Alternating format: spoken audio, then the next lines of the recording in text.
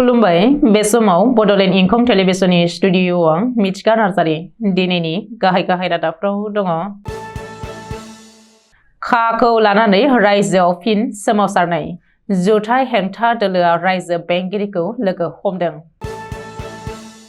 आं बिसायख'थि गेलेगोन आरो 200 जौखोन्दो देरहाफिनगोन बुंदों नब कुमार सरनिया।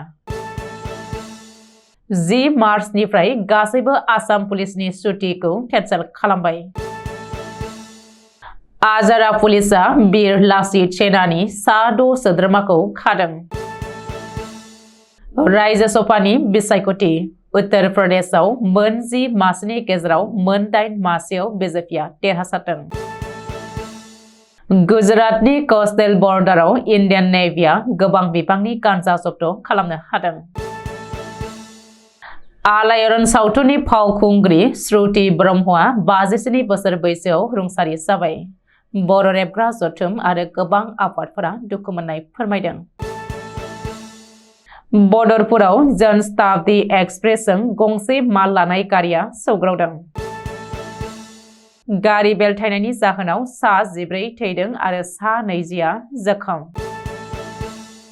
दानिया फैदोनि आबुं रादाबाव।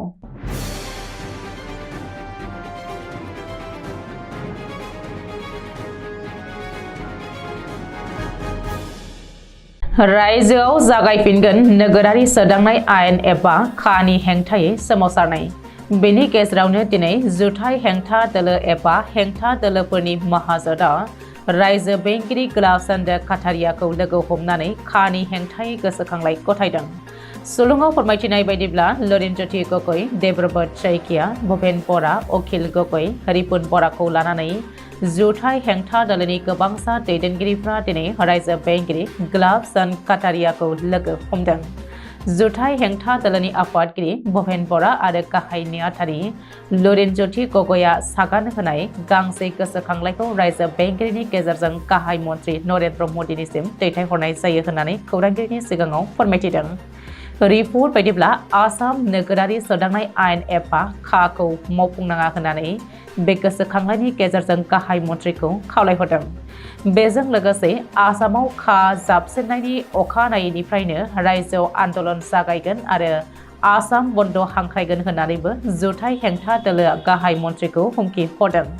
ओरैहाय जुथाइ हेंथा दोलोआ हुमखि होनायनि उनावनो आसाम पुलिसनि डिजिपि जिपि सिंहआ बयखौबो सांग्रांथि होदों आरो आसाम बन्द बायदि आन्दलन खालामनायनिफ्राय गोजानाव थानो खावलायदों। मानोना सानसे बन्द खालामोब्लानो रायजोनि रांखान्थियाव कौटि रां खहा जायो। जानो गोनां लकसभा बिसायख'थियाव क'क्राझार लकसभानि एमपि नब कुमार सरनियाया जेरैखि जाया बिसायख'थि गेलेगोन। मख'नो गोनांदि नकल एसटि सार्टिफिकेट लानायनि अजदाव आरो नकल एसटि सार्टिफिकेट होनानै क'क्राझार एसटि लकसभा बियाबखौ आयेन बेरेखायै दखल खालामनायनि अजदाव आयेनारि राहाजों जुजिनांगासिनो थानाय 5 नं क'क्राझार लकसभा बियाबनि एमपि नब कुमार सरनियाया जानो गोनां लकसभा बिसायख'थियाव फिन बादायगोन आरो देरहानायाबो 200 जौखोन्दो होननानै एमपि नब कुमार सरनियाया दाबि खालामदों।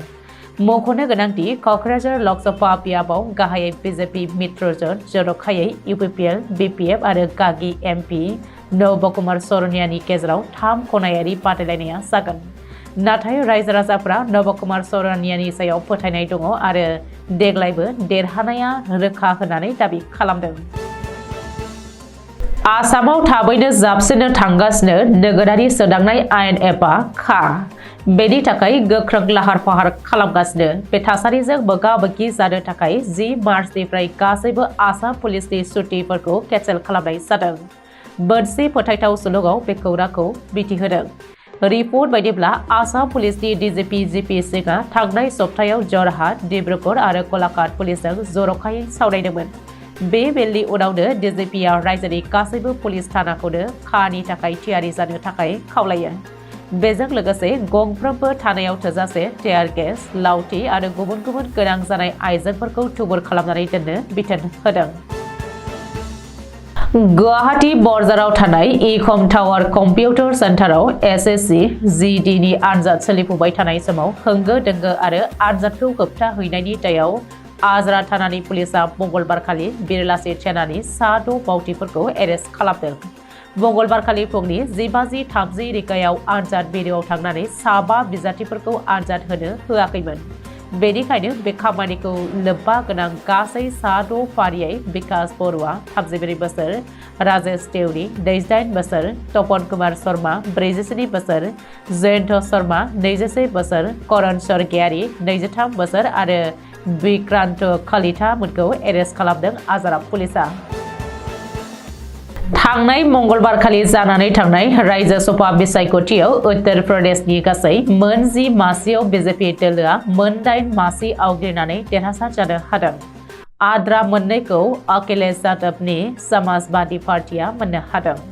बलिउडनि फावखुंग्रि जया बच्चन आरो उन जानानै थानाय हारिनि दैदेनगिरि रामदिलाल सुमनआ समाजवादी पार्टिनिफ्राय देरहासारदों। जया बच्चनआ गासै मोन 41 भट मोननानै देरहासार जानो हादों। मख'नो गोनांदि उत्तर प्रदेशनि एसेम्ब्लियाव गासै मोन 403 सोद्रोमा दङ। बेनिनो मोन 252 एमएलएफोरा बिजेपिनि आरो 108 एमएलएफोरा समाजवादी पार्टिनि।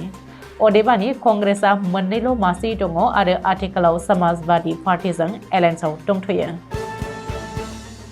लैथोनि सिमाखौ रैखाथि होनायजों लोगोसे इन्डियान नेभिया पाकिस्तान कोस्टेल बर्डाराव सोलिनायाव स्मागलिंफोरखौ होबथानायाव जाफुंसारदों। बुधबारखालि भारत पाकिस्तान कोस्टेल बर्डाराव इन्डियान नेभिनि मोनसे लैथो पेट्रलिं खालामनाय जाहाजआ लैथोजों भारत फारसे लाबोनाय पाकिस्ताननि जाहाजनिफ्राय गोबां बिबांनि गान्जा एबा फेहोग्रा मुवा जब्द खालामनो हादों। लोगोसेनो पाकिस्तान नोगोरारि साबा सुबुंखौ इन्डियान नेभिया एरेस्ट खालामदों। हमनानै मोननाय फेग्रा मुवाफोरा जादों फारियै 3089 किल'ग्राम गान्जा एबा चरस, 158 किल'ग्राम मेथाम्फेटामाइन टेब्लेट आरो 25 किल'ग्राम मर्फिन टेब्लेट। बे सिजारनि बेसेनखौ गासै 1300 कोटि रां जागोन होननानै मिथिहोदों। मख'नो गोनांदि बेनि सिगाङाव पाकिस्ताननिफ्राय फैनाय जाहाजखौ सिग्रोमनानै मुम्बाइ आरो गुजरातनि कोस्टेल बर्डाराव गोबां खेब फेहोग्रा मुवाफोरखौ हमनो एबा जब्द खालामनो हाखांबायमोन। 1986 मायथाइनि मार्च दानाव जोंदाव बड'साजों दैदेनजानाय आरो दिहुनजानाय बर'नि गिबिसिन आबुं सावथुन एबा फिचार फिल्म आलायारनाव हायना मुंजों फाव खालामनानै मुंदांखा जानाय फावखुंग्रि श्रुति ब्रह्मआ 27 फेब्रुवारि 2024 खालाराव मोनाबिलि 9:30 रिंगायाव 52 बोसोर बैसोआव रुंसारि जाबाय। बे दुखुनि खौरांखौ मोननानै बर' रेबग्रा जथुम आरो लोगोसेनो बर'नि गोबां आफादफोरा गोथौयै दुखु मोननाय फोरमायहरदों आरो रुंसारिनि जिउमाया जाहाथे सोरगोआव आलो गोजोन जायगा मोनहैनो हायो बेखौ आरज गाबहरदों। लोगोसे रुंसारिनि दुखुआव नखरनि बाय बाहागिफोरनिसिमबो दुखुनि समाव समानै बाहागो लाफाहरनाय फोरमायदों।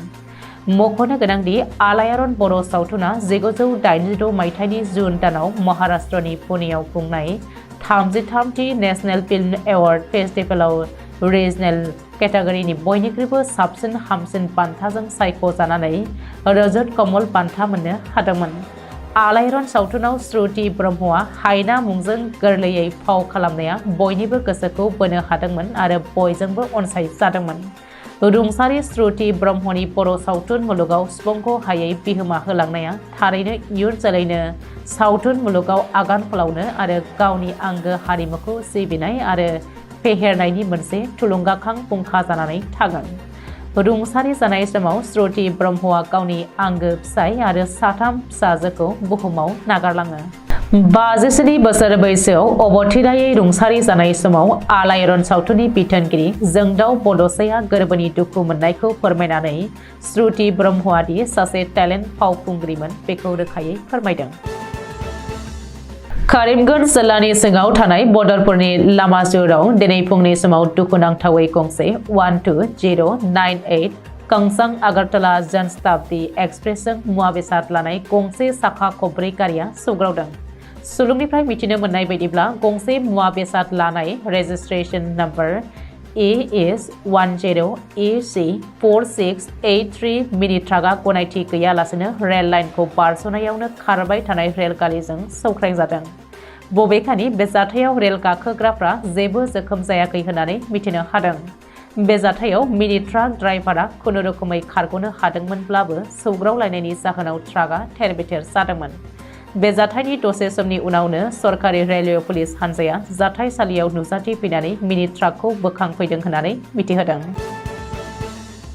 मध्य प्रदेशनि दिंडोरी जिल्लायाव बोलेरो पिकआप गारिया बेलथायनानै सा 14 सुबुङा जिउ गोमादों आरो गुबुन सा 20 सुबुङा गोब्राब जोखोम जादों। सुलुङाव फोरमायथिनाय बायदिब्ला बे दुखुनांथाव जाथाया बुधबार मोनानि समाव बडजात घाटआव जादोंमोन। पुलिसआ बे जाथायखौ खौरां मोननायनि उनावनो जाथायसालियाव सौहैयो आरो जोखोम जानाय सुबुंफोरखौ फाहामथायनि थाखाय हस्पिटालाव दैथायहरनाय जायो।